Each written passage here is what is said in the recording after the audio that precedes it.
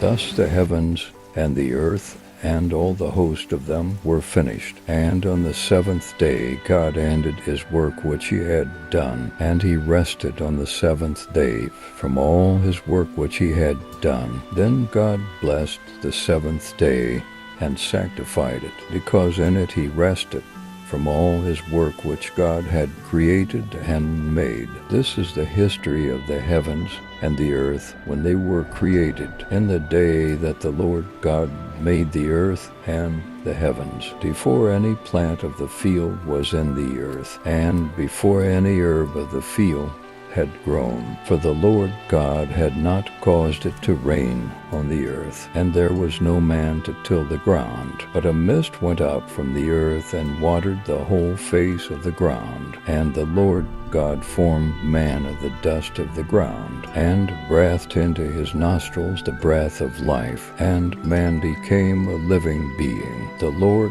God planted a garden eastward in Eden, and there he put the man whom he had formed. And out of the ground the Lord God made every tree grow that is pleasant to the sight and good for food. The tree of life was also in the midst of the garden, and the tree of the knowledge of good and evil. Now a river went out of Eden to water the garden, and from there it parted and became for riverheads. The name of the first is Pishon. It is the one which skirts the whole land of Havilah, where there is gold, and the gold of that land is good. Bdellium and the onyx stone are there. The name of the second river is Gihon. It is the one which goes around the whole land of Cush. The name of the third river is Hiddekel. It is the one which goes toward the east of Assyria. The fourth river is the Euphrates. Then the Lord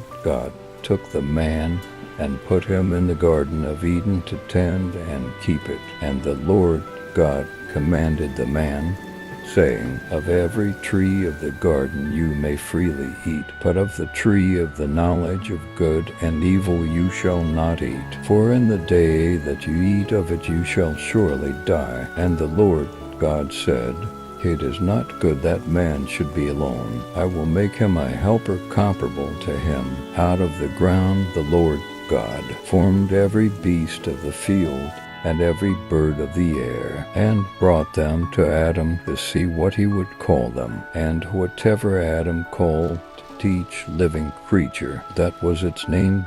So Adam gave names to all cattle, to the birds of the air, and to every beast of the field.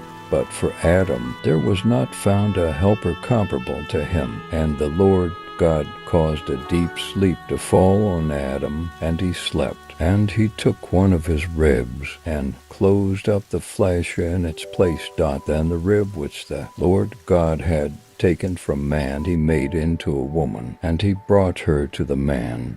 And Adam said, This is now bone of my bones, and flesh of my flesh. She shall be called woman, because she was taken out of man. Therefore man shall leave his father and mother, and be joined to his wife, and they shall become one flesh. And they were both naked, the man and his wife, and were not ashamed.